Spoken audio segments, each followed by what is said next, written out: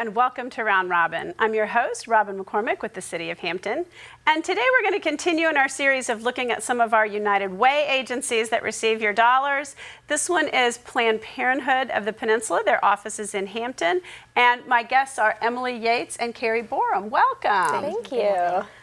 You guys are controversial. I don't really want to talk about the controversy, but I think we need to acknowledge it, that nationally Planned Parenthood is taking a lot of hits and represents some real political footballs. And I want to not deal with those today, but really talk about where the United Way dollars go, what your community mission is right here in Hampton. Is that okay? Absolutely. Okay. Well, let's start with then the United Way dollars. You're going to talk about that a little bit, Emily. How are they used? Sure. So my name is Emily Yates. I'm the Education Director at the Virginia League for Planned Parenthood. And the United Way of the Virginia Peninsula gives us a grant to support our education programs, particularly on the peninsula. So the grant that we receive from United Way supports comprehensive sex education that we offer in the Newport News community. And we work in a public school system to implement that program. So what kind of, so is it the school's sex ed program, or does it complement that? I mean, I know that there's some teaching of that in the schools already. Absolutely. Every school district is different. And the school district where we work is actually very strong in their family life program. And the school system offers family life starting in elementary school. They offer it in middle school, and then now they partner with people. us. And I'm just going to say, because you discuss family life in elementary school, doesn't mean that you're talking about, how to prevent pregnancy. It means absolutely that you're not. Really talking in much more general terms about things. Right, absolutely. All the materials provided in comprehensive sex education are age appropriate always. And I cannot speak about another agency's program, but I can say that the programs that we partner with are always age appropriate and medically accurate. And things you talk about with elementary school students and middle school students are not the same things that you would discuss with high school students. It's never too early to discuss boundaries, however.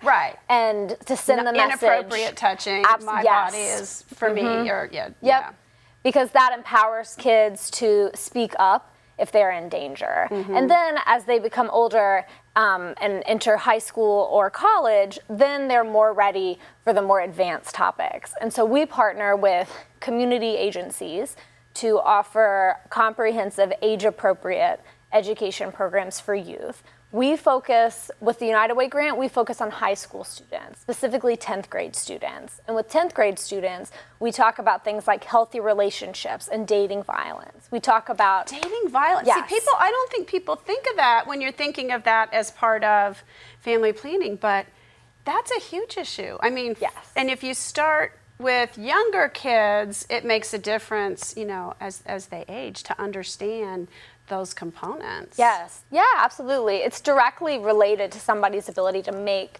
healthy choices about themselves and their relationships and their bodies. And so we really build on the foundation that we lay with our 9th grade program, with our United Way program, which is offered in the 10th grade. And we talk about healthy relationships, dating violence, adolescent development. We talk about healthy communication and decision making, pregnancy, how it happens, some of how to prevent it, also how healthy fetal development progresses, how birth happens. We have that conversation about how the whole thing develops and the importance of prenatal care with that program. So that's really, kind of beginning to end about what can happen, how it can happen, and how to be healthy. Whatever happens, how to be healthy. Yeah, absolutely. You also, though, go out to teens in other settings. You said. What are some of the agencies that you work with? Thank you for asking. We partner with a wide variety of agencies when we offer our education programs. We partner with public school systems, we partner with private schools, we partner with correctional facilities, we partner with residential treatment centers, we partner with foster care agencies, any youth-serving agency or community center. So a lot of those are going to be more at-risk kids, or kids who've maybe already gone down a wrong path, who are a little more at risk for probably everything. Unwanted pregnancy, STDs, and, unhealthy life choices in general. Yeah, sometimes our education participants do face barriers and challenges, and we want to meet them where they are and provide them with the tools and information that they need to make responsible, healthy choices for themselves. Because generally speaking, this is a horrible generalization, but if you start to go down the wrong path, your self-esteem isn't great, and your choices are impaired by some of those other things, drugs or alcohol or addiction or, whatever else is going on in your life. So yes, they need special services. Absolutely, and we're happy to provide those. And this has been going on a while. Like, I was surprised 20 years ago to find out that Planned Parenthood was a United Way agency here, because that's not true everywhere. But you guys have had a very long relationship.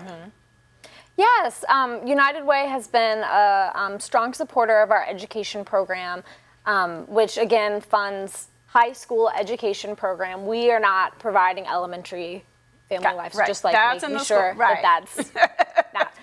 We partner with our community partner with United Way grant to serve high school students, because we think that it can empower students to make healthy decisions and have healthier, happier futures. And that really lines up with United Way's goal as well, to improve the life of children.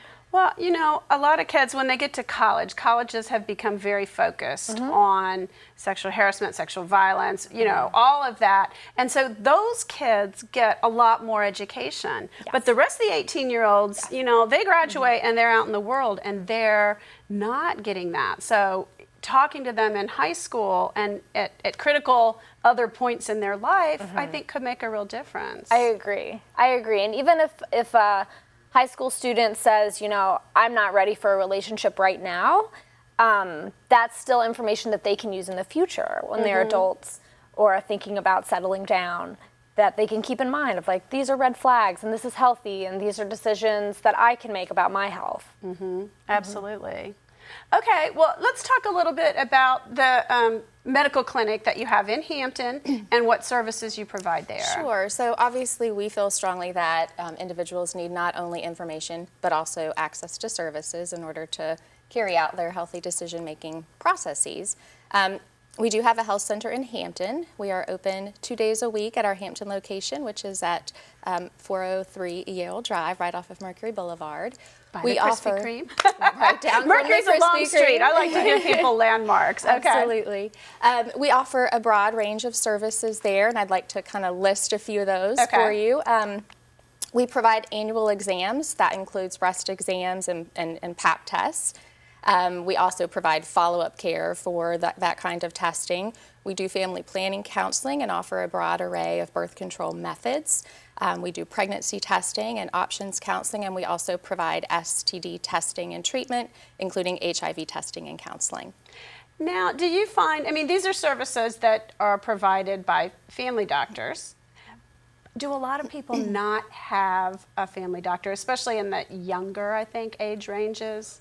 Right. I think there are a number of reasons that we are an appropriate provider for individuals in the community. Oftentimes, people just don't have a regular doctor that they go to. They maybe haven't been to a provider in a long time. Right. They get sick, they go to urgent care or whatever, and they don't do preventative or annual care. Oftentimes, particularly for young women, their OBGYN is their primary care provider. So we see women who maybe come in for traditional OBGYN services, but may have other complaints or issues, and we are in a position to offer some basic primary care health services as well. And cost-wise, what is the difference there? Do you take insurance? How do people, you're reaching a lower income audience, we do consider ourselves to be a safety net provider. So we strive to keep our prices as low as we can so that they're affordable to patients who are paying out of pocket for their services. As a result of the Affordable Care Act, we are seeing more and more clients in the community with health insurance. So we're able to provide care for individuals with and without health insurance. We also, we do have an individual who is called an in-person assister, who is able to help those clients who don't have health insurance to apply through the federal marketplace to see if they can access health insurance that way. Oh, that's helpful. I just think, there's still this huge gap of people who Absolutely. traditionally couldn't afford insurance, and now they're at the point where not only, can they, but they have to, or they pay the penalty. And I Exactly. think that's throwing people, particularly those who patch together an income with, 1 or 2 part-time jobs or food services or some things that, don't pay well, don't provide benefits. And it's tough. Absolutely. And it's important to note that we do, in addition to some of the commercial insurance plans that are available, we also accept Medicaid and the Plan First program as well. Do you find that people are better about screenings if they're covered, or how do you convince people to do that preventative care? Because if you're not in pain, a lot of people just won't go to a doctor. It's true. I think a lot of that is where our education, the educational aspects of both our programs and our health services come into play. And what we try to do is once people come in, whether it's for it may be for a moment of personal crisis where they really need help in the moment, we try to catch them at that moment to explain all of the other options that are available to them through our services and others. Gotcha. And one thing we find in our education programs is that people don't always feel like it could happen to them. That's always something that happens to other people. Why is that? Teenagers think nothing can go wrong. There's not going to be a car accident. They're not going to get, Sure. An STD. They're not going to, all those things, they're just invincible. Right. So how do you get through that barrier?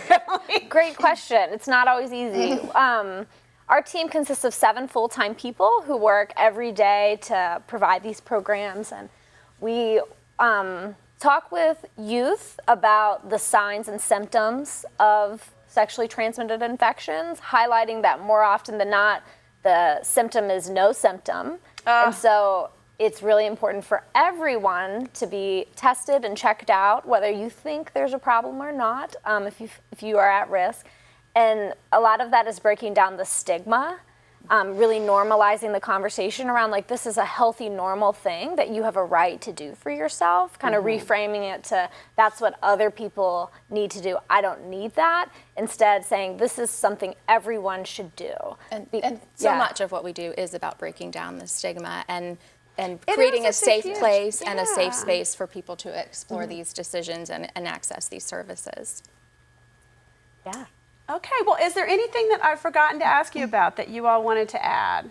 The only thing that I would like to add about the education program is that for all of our youth participants, parents are notified and given the option to opt out. So I just want to clarify that that is a policy. That's important to remember. Because parents are the primary sex educators of their children and should have every right to have their child participate or not. And so that's our policy across the board. And if folks are interested in partnering on an education program, please get in touch. Okay, that sounds great. Well, anything that you wanted to add? Nothing other than I'm sorry. Oh, I forgot to ask you how many people you serve. And we talked about that before the cameras started rolling and it slipped my mind. Well, our health centers collectively serve we see about 25,000 patient visits a year throughout the region that we serve. And we reach about 4,000 youth through our education programs as well. Okay, that's great. And I'm just going to say that 25,000 covers three health centers. So yes. Richmond, Virginia Beach, and Hampton. Yes. So we're approximately about a third of that number. Correct. People being served here. Okay, well, thank you. Thank you both very much. I hope this clears up. If people have confusion about why you're United Way, where that money goes, they'll understand it does go toward youth education services. Absolutely. Okay. Well, thank you. Thank you for having me. And thank you for watching. I hope you understand a little more about the services that are offered on the peninsula. Thanks for watching.